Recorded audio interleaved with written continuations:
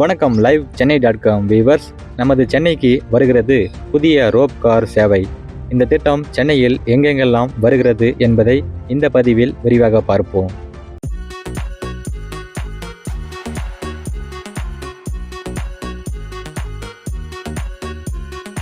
சமீபத்தில் சென்னையில் ரிப்பன் கட்டிட கூட்டரங்கில் சென்னை மாநகராட்சியின் பட்ஜெட் கூட்டம் நடைபெற்றது.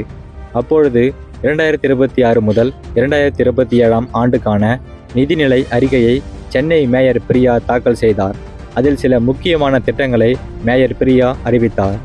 இதில் மெரினா கடற்கரையில் ரோப் கார் சேவை கொண்டு வரப்படும் என்ற அறிவிப்பு வெளியாகி உள்ளது. சென்னை மெரினா கலங்கரை விளக்கம் முதல் அண்ணா நினைவிடம் வரை ரோப் கார் சேவை திட்டம் முதல் கட்டமாக கொண்டு வரப்படும். இத்திட்டத்திற்கு மெரினா தொடங்கி பெசன்ட் நகர் வரை ரோப் கார் சேவையை கொண்டு வர சென்னை மாநகராட்சி புதிய திட்டத்தை கொண்டு வந்துள்ளது. இந்த ரோப் கார் இடையில் 2 நிறுத்தங்கள் கொண்டிருக்கும். ஒன்று கண்ணகி சிலை, மற்றொன்று விவேகானந்தர் இல்லம். ஒரு கேபினில் 8 முதல் 10 நபர்கள் வரை அமர்ந்து பயணிக்க முடியும் என்றும், இந்த ரோப் கார் முழுக்க சூரிய மின்சக்தியால் மட்டுமே இயங்கும் என்றும், சுற்றுச்சூழலுக்கும் உகந்த போக்குவரத்து முறையாக இருக்கும் என்றும் சொல்லப்படுகிறது. சிங்கார சென்னை 2.0 திட்டத்தின் கீழ் சூரிய சக்தியால் இயங்கும் ரோப் கார் சேவை அறிமுகப்படுத்தப்பட உள்ளது.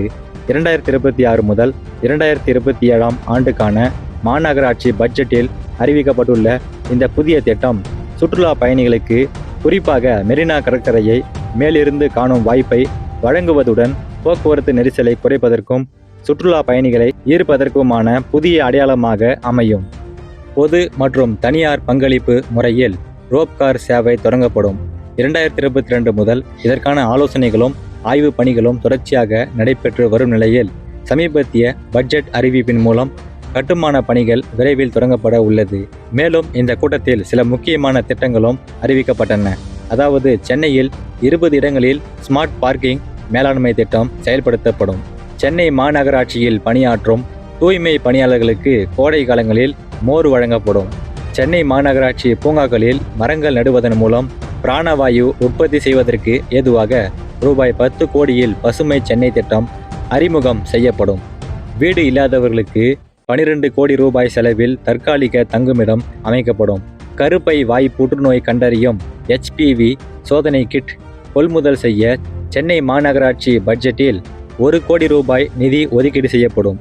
பட்ஜெட் தாக்கல் செய்யப்பட்டுள்ள நிலையில் இது பற்றிய விவாதம் அடுத்தடுத்த கூட்டங்களில் நடைபெறும். விவாதத்திற்கு பின்பு பட்ஜெட் மீது ஒப்புதல் அளிக்கப்படும் என்று சென்னை மாநகராட்சி அறிவித்துள்ளது. இதை பற்றிய உங்களது கருத்துக்களை இந்த காணொளியின் கருத்து பக்கத்தில் தெரிவிக்கவும்.